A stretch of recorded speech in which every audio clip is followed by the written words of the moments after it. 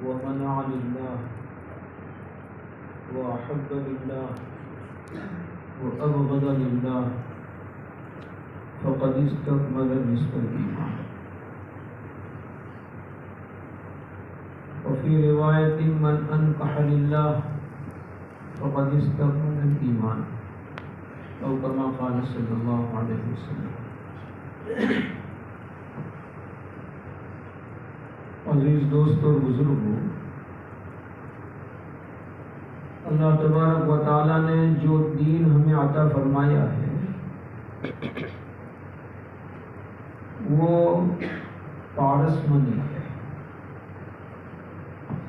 پارس منی کے متعلق بڑے بوڑھوں سے سنا ہے کہ اگر وہ لوہے کے ساتھ لگا دیا جائے تو لوہا بھی سونا بن جائے.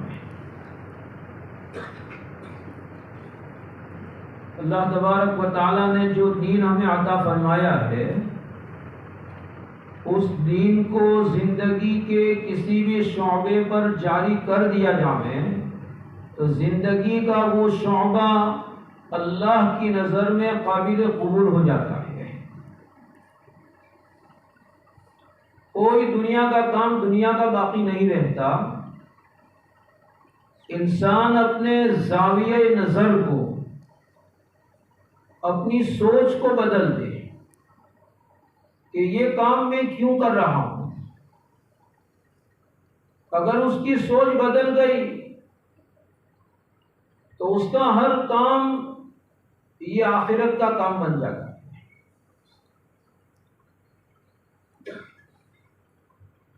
علامہ سید سلیمان ندوی علیہ الرحمہ جو علماء کی جماعت میں علامہ کے لقب سے ہی یاد کیے جاتے ہیں،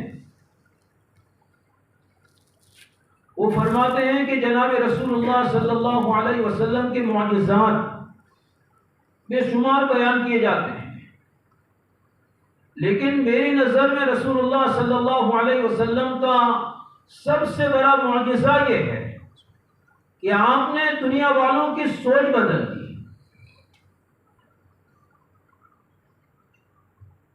پہلے کفار لڑا کرتے تھے اپنی خاندانی عصبیت، خاندانی طرفداری کے لیے، لوٹ پھاٹ کرنے کے لیے.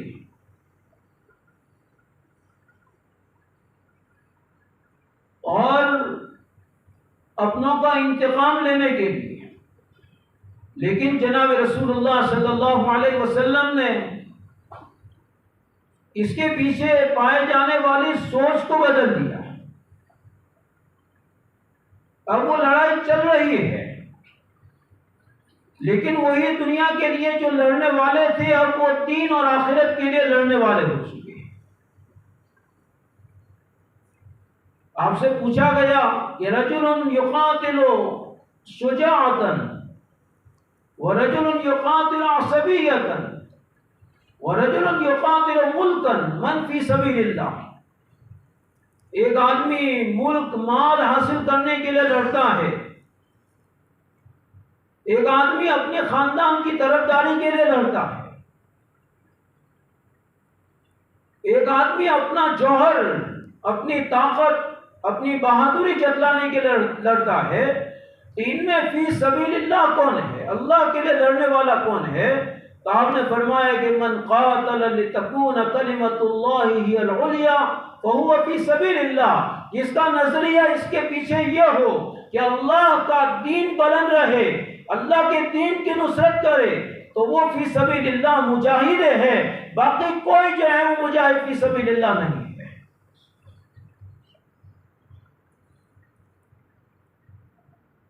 میں نے جو روایت آپ کے سامنے پڑھی ہے ترمذی شریف کی روایت ہے. رسول اللہ صلی اللہ علیہ وسلم فرماتے ہیں کہ اللہ کے لیے دینا اور اللہ کے لیے نہ دینا، اللہ کے لیے محبت کرنا اور اللہ کے لیے نفرت کرنا. زندگی میں یہی چار کام ہوتے ہیں. یا تو دل کا کام ہے تو محبت کرنا ہے یا نفرت کرنا ہے، اور انسان کے ظاہری بدن کا کام ہے، یا تو کسی کو فائدہ پہنچانا ہے یا کسی کو نقصان پہنچانا ہے۔ دے رہا ہے فائدہ پہنچانے کے لیے اور نہیں دیتا وہ نقصان پہنچانے کے لیے۔ یعنی جو آدمی جو کام کرے، چاہے اس کے ذریعے کسی کو نفع پہنچائے، فائدہ پہنچائے، یا کہ اس کے ذریعے کسی کو نقصان پہنچائے، یا کہ کسی کے ساتھ قلبی دل کے تعلقات ہو، وہ تعلقات جو ہیں وہ محبت کے ہو یا تو تعلقات نفرت کے ہو، یہ اللہ کے لیے ہے، تو یہ آدمی کامل مومن ہے۔ نہ دینا جو ہے وہ ایمان ہے، اور نہ کسی کو محروم رکھنا ایمان ہے۔ اللہ کے لیے دے رہا ہے تو ایمان ہے، اور دوسرے نظریے سے دے رہا ہے تو ایک سوشل میٹر، سماجک کام وہ کر رہا ہے، دین کا اس کے ساتھ کوئی تعلق نہیں ہے۔ حضرت ثمامہ ابن اسال رضی اللہ تعالیٰ عنہ بنو حنیفہ کے سردار ہیں۔ رسول اللہ صلی اللہ علیہ وسلم نے محمد ابن مسلمہ انصاری رضی اللہ تعالیٰ عنہ کو 30 آدمی کے دستے میں، 30 آدمی کے ایک ٹکڑی میں ایک جگہ پر اصلاح کی غرض سے بھیجا۔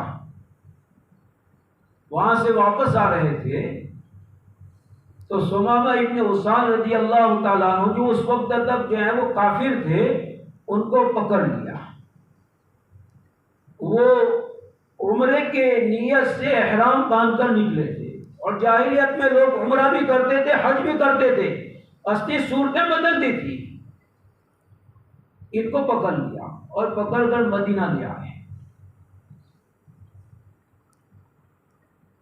رسول اللہ صلی اللہ علیہ وسلم کے حکم سے مسجد نبوی کے ایک ستون کے ساتھ ان کو باندھ دیا گیا۔ اس زمانے کے قیدی بھی اچھے ہوا کرتے تھے، ہمارے زمانے کے جو ہیں وہ شریف لوگ بھی جو ہے وہ اچھے نہیں ہوتے ہیں، اس زمانے کے قیدی بھی اچھے ہوتے تھے۔ باندھ دیا تو اب بھاگنا یہ شریف لوگوں کے لیے عیب سمجھا جاتا تھا، اس لیے وہ بندے رہے۔ دوسرے دن صبح فجر کی نماز کے بعد آپ ثمامہ ابن اسال کے پاس سے گزرے اور آپ نے پوچھا، ما عندک یا ثمامہ، ثمامہ تمہارے پاس کیا تاثرات ہے، تم نے جو ہے وہ ایک دن میں یہاں کیا دیکھا؟ انہوں نے اپنا تاثر بیان کیا کہ محمد ان تقتل زاد دم وَإِن تُنْعِمْ عَلَى شَاكِرٍ، اگر آپ مجھے قتل کر دو گے تو میرا خون ضائع ہونے والا نہیں ہے، بنو حنیفہ کا جو قبیلہ ہے وہ تم سے بدلہ لے گا، اور اگر تم احسان کرو گے تو میں احسان کا شکر مند رہوں گا، شکر گزار رہوں گا۔ آپ نے کوئی فیصلہ نہیں کیا، چل دیے۔ دوسرے دن فجر کی نماز کے بعد پھر آپ نے پوچھا، ما عندک یا ثمامہ، تو ثمامہ ابن اسال نے کہا کہ عندی ما قلت، جو کل کہا تھا وہ آج ہے جواب۔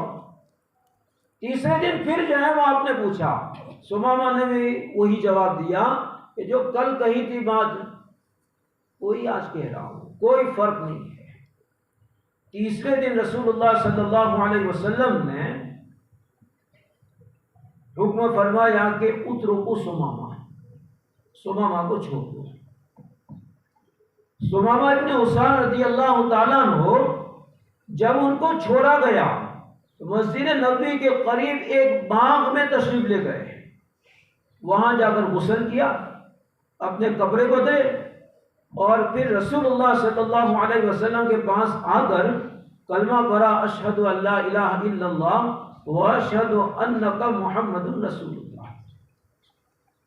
اس کے بعد یہ کہا کہ اللہ کے نبی یہ کلمہ میں کل بھی پڑھ سکتا تھا اور پرسوں بھی پڑھ سکتا تھا، لیکن لوگ میرے متعلق یہ بات کرتے کہ موت کے ڈر سے یہ کلمہ پڑھا، جان بچانے کے لیے، اس لیے میں اس وقت کا انتظار کر رہا تھا جب آپ نے مجھے چھوڑا تو اب میں آزادی کے ساتھ کلمہ پڑھ کے آپ پر ایمان لاتا ہوں۔ اس کے بعد جو ہے وہ سوچ، 3 دن پہلے کی سوچ کیا تھی، آج کی سوچ کیا ہے؟ انہوں نے 3 باتیں کہی۔ پہلے نمبر پر کہ اللہ کے نبی، اس سے پہلے اس روئے زمین پر سب سے زیادہ قابل نفرت چہرہ یہ آپ کا تھا، لیکن آج سب سے زیادہ محبوب چہرہ آپ کا ہے۔ اس سے پہلے سب سے زیادہ قابل نفرت شہر یہ جو ہے وہ آپ کا تھا، اور آج سب سے زیادہ محبوب شہر یہ آپ کا ہے۔ اور اس سے پہلے سب سے زیادہ نفرت والا قبیلہ یہ آپ کا تھا، اور آج جو ہے وہ حال یہ ہے کہ سب سے زیادہ محبوب قبیلہ جو ہے وہ آپ کا ہے۔ یہ آپ کا معجزہ تھا، انسانیت کی سوچ بدلتی۔ کل تک جو ہے وہ نفرت تھی، آج محبت پیدا ہو گئی۔ کل تک جو ہے وہ آپ کے خلاف لڑنے میں اپنا سب کچھ قربان کرنے کے لیے تیار، آج صورتحال یہ ہے کہ آپ کے لیے لڑنے میں جو ہے سب کچھ قربان ہو جائے۔ اسی سوچ کو بدلنے کی طرف رسول اللہ صلی اللہ علیہ وسلم نے امت کو متوجہ فرمایا کہ من اعطى للہ ومنع للہ۔ بہت سارے خرچ دنیا میں لوگ کرتے ہیں، لیکن جو خرچ اللہ کے لیے ہو وہ ایمان کو مکمل کرتا ہے، ایمان میں کمال پیدا کرتا ہے۔ بہت سی جگہ پر لوگ ہاتھ کھینچ لیتے ہیں، لیکن جو ہاتھ کھینچا جائے اللہ کے لیے، خرچ کرنے سے اپنے ہاتھ کو روک لے صرف اس لیے کہ اس کو اگر دوں گا تو یہ جو ہے وہ جوا کھیلے گا، یہ شراب پیے گا، اس لیے میں اس کو نہیں دوں گا، یہ اللہ کے لیے روک رہا ہے، تو اس صورت میں اس کا یہ روکنا یہ بھی جو ہے وہ اللہ کی بنیاد پر یہ اس کے ایمان کو مکمل کر رہا ہے۔ اسی طرح آپ نے فرمایا من احب للہ، اللہ کے واسطے جو محبت کرے، اللہ کے واسطے جو نفرت کرے، تو وہ بھی ایمان کو مکمل کرنے والی چیز ہے۔ آج ہمارے یہاں پر بہت سارے دنیا کے کام انجام دیے جاتے ہیں، میں نہیں کہتا کہ اس میں گناہ ہے،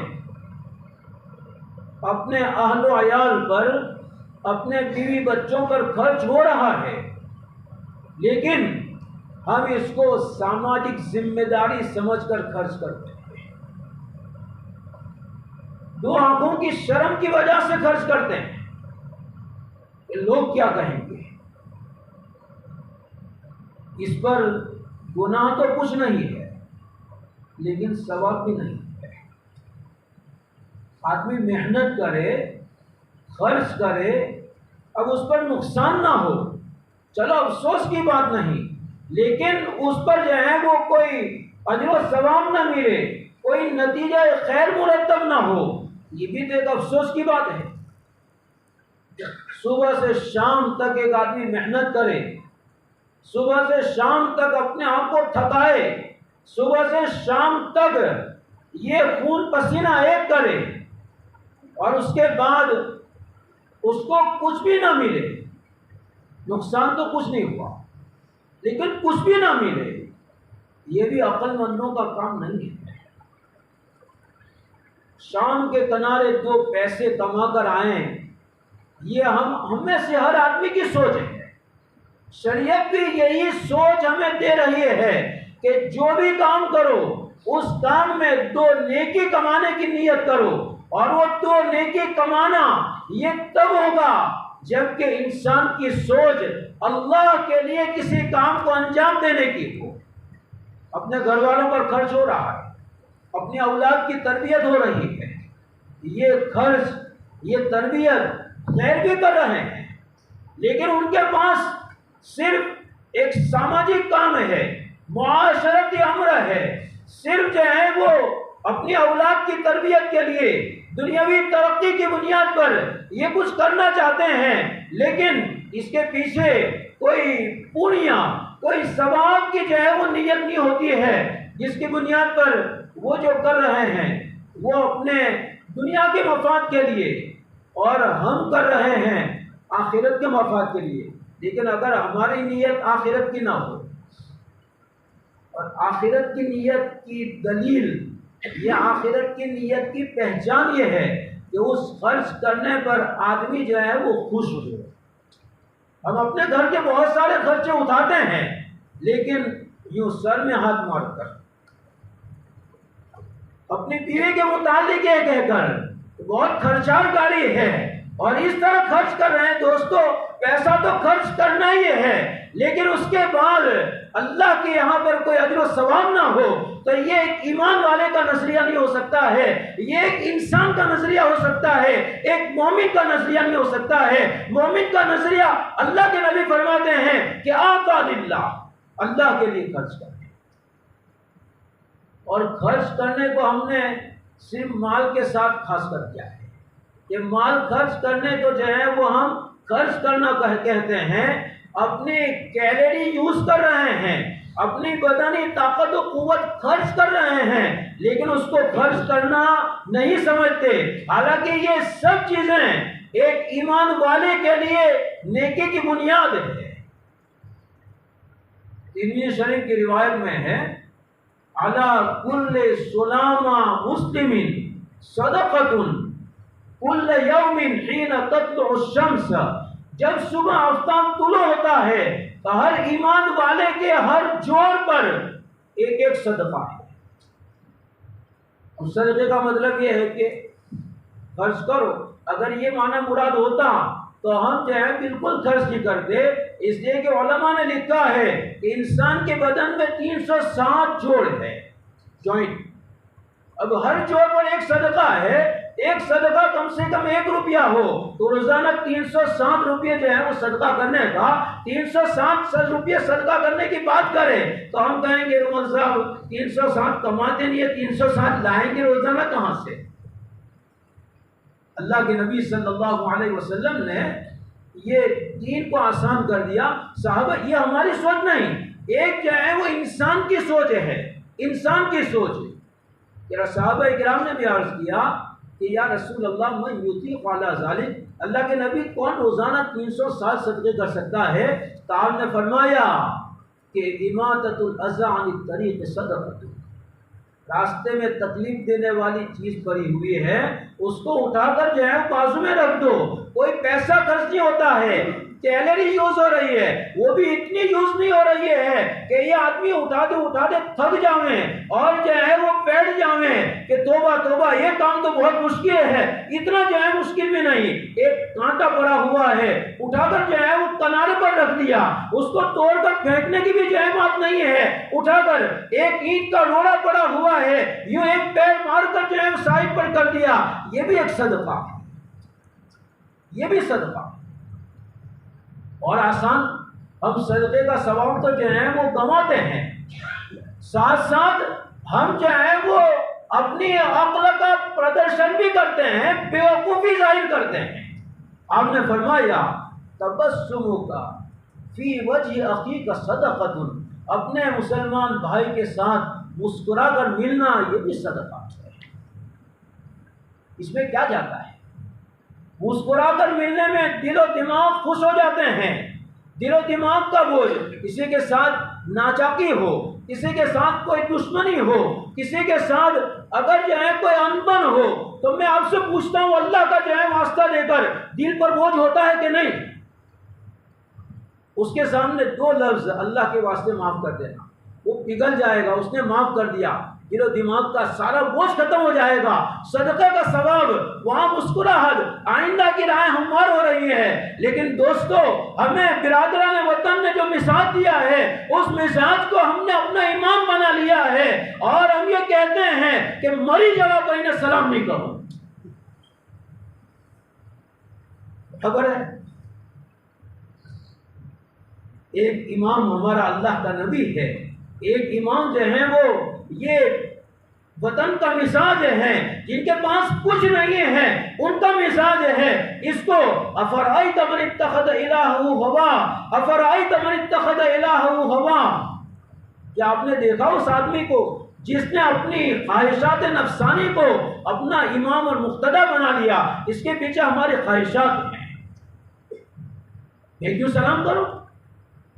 گیہوں بگاڑے اسے کچھ بگاڑا نہیں ہے تو کچھ اچھا بھی تو کرو. کیا اچھا ہے؟ البادی بالسلام بری من الکبر، سلام میں پہل کرنے والا. یہ دنیا کا کوئی ڈاکٹر سرٹیفکیٹ نہیں دیتا ہے، یہ دل کا سرٹیفکیٹ دے رہے ہیں اللہ کے نبی. سلام میں پہل کرنے والا یہ تکبر سے پاک ہے. اور ہم لوگ تیری ماں مرے کب وہ تو کرے سلام، اپنے کا سلام کرو. یہاں تک کہ الفاظ، یہ انسانی مزاج ہو سکتا ہے جس میں مومن اور کافر دونوں برابر. مومن اور ایمان کا مزاج جو ہے اللہ کو سامنے رکھ کر جو ہے وہ کام کرو، اللہ کو سامنے رکھ کر. روزہ توڑنا یہ بھی ثواب ہے، سنا کبھی آپ نے؟ لیکن اللہ کے لیے ہو. روزہ توڑنا یہ بھی ثواب ہے. حضرت ابو الدرداء رضی اللہ تعالیٰ عنہ اور حضرت سلمان فارسی رضی اللہ تعالیٰ عنہ یہ مہاجر ہے، ہجرت کر کے مکہ سے مدینہ منورہ پہنچے ہیں. اور ابو الدرداء رضی اللہ تعالیٰ عنہ یہ انصاری ہے. آپ نے مدینہ پہنچ کر ایک مہاجر اور ایک انصاری کو بھائی بھائی بنایا. 5 مہینے گزرے مدینہ منورہ میں، تو 5 مہینے کے بعد آپ نے 2 بہت بڑے بڑے کام کیے. ایک کام مدینہ کی سلامتی کے لیے مدینہ کی تمام کمیونٹی کو جمع کر کے آپ نے ایک معاہدہ کیا، ایسا معاہدہ کیا کہ جہاں پر جو ہے وہ کوئی چھینا آپ نے نہیں چھوڑا تو کوئی شرارت کر سکے. جہاں پر آپ نے کوئی چھٹک باری نہیں رکھی. یہود یہ چھٹک باری کو جو ہے وہ سامنے رکھ کر معاہدہ کرنا چاہتے تھے. وہ یہ سمجھتے تھے کہ آپ ہماری طرح انسان ہیں. نہیں، آپ اللہ کے نبی اور رسول ہیں. اللہ القاء کر رہا ہے، آپ شرطیں بیان کرتے جا رہے ہیں، سب کو منظور کرنا پڑ رہا ہے. کوئی چھٹک باری نہیں. مدینہ میں امن و امان کا نظام قائم ہو چکا، سلامتی کا نظام یہ قائم کیا. اور دوسرے نمبر پر آپ نے انصار و مہاجرین کے درمیان بھائی چارگی کا عقد کیا. ایک مہاجر کو ایک انصاری کا بھائی بنا دیا. اس میں حضرت ابو الدرداء رضی اللہ تعالیٰ عنہ کے بھائی حضرت سلمان کو بنا دیا، سلمان فارسی رضی اللہ تعالیٰ عنہ کو. اب ایک وقت تک ساتھ رہے ہیں. اس کے بعد اللہ نے جو ہے وہ مہاجرین کو مال و دولت عطا فرمائی. مال غنیمت جو ہے وہ آیا. اللہ نے کچھ مواقع میں، اللہ کے نبی نے کچھ مواقع میں صرف مہاجرین کو دیا، انصار کو جو ہے کچھ نہیں دیا. مہاجرین کو یہ کہا کہ انصار کا مال ان کو لوٹا دو، ان کے باغ ہیں، ان کے مکان ہیں، ان کے درخت ہیں، وہ ان کو لوٹا دو. اللہ نے اور انصار سے یہ کہا کہ تم اس پر راضی ہو؟ ہم راضی ہیں، آپ ان کو دے گے، ہم سمجھ لیں گے کہ ہم کو دیا. اب حضرت سلمان اپنے گھر میں رہتے ہیں، حضرت ابو الدرداء اپنے گھر میں رہتے ہیں. حضرت سلمان فارسی رضی اللہ تعالیٰ عنہ مہمان بن کر حضرت ابو الدرداء کے گھر پہنچے. حضرت ابو الدرداء رضی اللہ تعالیٰ عنہ گھر میں موجود نہیں تھے. حضرت سلمان فارسی رضی اللہ تعالیٰ عنہ نے ام الدرداء سے، ابو الدرداء کی بیوی سے پوچھا کہ ہمارے بھائی سلمان گھر ہے، ابو الدرداء کہاں ہے؟ تو انہوں نے کہا کہ وہ تو گئے باہر. اس کے بعد سنیے، حضرت ابو الدرداء رضی اللہ تعالیٰ عنہ کی بیوی ام الدرداء کو حضرت سلمان فارسی رضی اللہ تعالیٰ عنہ دیکھا کہ میلی کچیلی ہے، کوئی اچھا جو ہے ڈریس نہیں پہنا ہے. تو حضرت سلمان فارسی رضی اللہ تعالیٰ عنہ نے جو ہے پوچھا کہ یہ حالت تمہاری؟ تو کہا کہ تمہارے بھائی کو جو ہے وہ اب ہم کو کوئی انٹرسٹ ہی نہیں رہا. ٹھیک ہے. پھر حضرت سلمان رضی اللہ تعالیٰ عنہ، حضرت ابو الدرداء آئے. حضرت ابو الدرداء رضی اللہ تعالیٰ عنہ حضرت سلمان کو دیکھ کر بہت خوش ہو گئے اور بتکلف کھانا بنایا. کھانا بنانے کے بعد کھانا جب پیش کیا تو حضرت سلمان فارسی رضی اللہ تعالیٰ عنہ نے ضد کی کہ تمہیں بھی کھانا ہوگا. کہا میرا روزہ ہے. کہا کہ بس میں بھی نہیں کھاؤں گا، نفل روزہ تھا. تو حضرت ابو الدرداء رضی اللہ تعالیٰ عنہ کو روزہ توڑنے پر مجبور کیا. آج کا کوئی مولوی روزہ توڑنے پر مجبور کرے، اس کے مولوی بن کے سرٹیفکیٹ کو پھاڑ کر پھینک دینا، لوگ پہلی نیکی سمجھیں گے. اور ادھر جو ہے وہ حضرت سلمان فارسی نے جو ہے وہ کہا کہ نہیں، جب تک روزہ تم نہیں توڑو کہ میرے ساتھ کھانے میں شریک نہیں ہوں گے تب تک کیا ہے میں کھاؤں گا نہیں. روزہ توڑ دیا. ہمارے مدارس میں جو ہے وہ نور الازاں ایک کتاب عربی اول میں پڑھائی جاتی ہے جس میں روزہ کے توڑنے کے جو آزار ہے عذر ہے اس میں جو ہے وہ الضیف والمضیف الضیافت عذر للضیف والمضیف مہمان نوازی مہمان کے لیے بھی عذر ہے اور میزبان کے لیے بھی عذر ہے کہ وہ روزہ توڑ دے گئے. روزہ توڑ دیا. اب رات ہوئی بستر جو ہے حضرت سلمان فارسی کے لیے لگایا. حضرت سلمان فارسی رضی اللہ تعالیٰ عنہ سے ابو درداء نے جو ہے وہ فرمایا کہ بھائی آپ سو جائیے. کہا تم کہاں جاتے ہو؟ کہا میں نماز پڑھتا ہوں. کہ سو جاؤ. حضرت ابو درداء کو سلا دیا. ایک تہائی رات گزری کھڑے ہوئے تو اب کچھ آواز آئی تو کہا کیا کر رہے ہو؟ کہا نماز. سو جاؤ. سلا دیا. پھر جو ہے وہ ایک تہائی رات اور گزری 2 تہائی گزری اور 1/3 آخری 1 تہائی رات تو حضرت سلمان نے حضرت ابو درداء کو اٹھایا کہ چلو اٹھو اب نماز پڑھو. صبح ہوئی. رسول اللہ صلی اللہ علیہ وسلم کے پاس جو ہے وہ پہنچے. اللہ کے نبی صلی اللہ علیہ وسلم سے حضرت سلمان فارسی رضی اللہ تعالیٰ عنہ نے جو ہے یہ واقعہ بیان کیا کہ میں نے ان کا روزہ توڑوا لیا اور رات کو میں نے ان کو سلا دیا. حضرت ابو درداء رضی اللہ تعالیٰ عنہ سے پوچھا کہ ایسا ہوا ہے؟ کہا ہاں ہوا ہے. اور حضرت سلمان نے جو ہے مجھے یہ کہا یہ کوئی نیکی نہیں ہے. کہا صدق سلمان. سلمان نے صحیح کہا کہ ہر چیز اپنے موقع کے مطابق انجام دینا اللہ کے واسطے یہ نیکی ہے. نیکی کا دمن پیدا ہو اس کے لیے نیکی کرنا یہ بھی کوئی نیکی نہیں ہے. نیکی کا نشہ طاری ہو جاویں. نشہ کسی چیز کا اچھا نہیں ہے. سونے کا نشہ بھی اچھا نہیں, کھانے کا نشہ بھی اچھا نہیں, پینے کا نشہ بھی اچھا نہیں, خواہشات کا نشہ بھی اچھا نہیں, اور سنو عبادت کا نشہ بھی اچھا نہیں. کون سا نشہ ہونا چاہیے؟ مومن کا ایک ہی نشہ ہونا چاہیے کہ للہ فی اللہ. تھوڑا کام کرو, زیادہ کام کرو, اللہ کے واسطے کرو. کسی کو دینا ہے اللہ کے واسطے, کسی کو محروم رکھنا ہے اللہ کے واسطے, کسی سے محبت کرنا ہے اللہ کے واسطے, کسی سے نفرت کرنا ہے اللہ کے واسطے.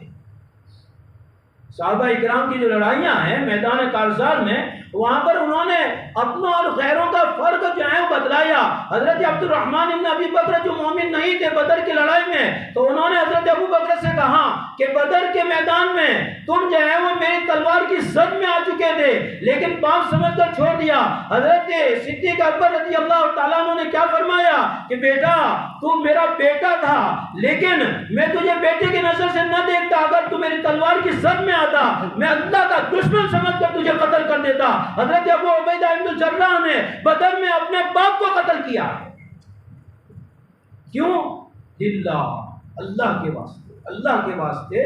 تو بہرحال یہ ایک سبق, ایک سوچ اللہ کے نبی نے ہمیں اس روایت میں دی ہے کہ جو بھی کام کرو اللہ کے واسطے کرو. دنیا والے دنیا کا کام سمجھیں گے, اللہ اس کو آخرت کا کام بنا دے گا. اللہ تعالی ہمیں صحیح سمجھنے کی اور عمل کرنے کی توفیق عطا فرمائے.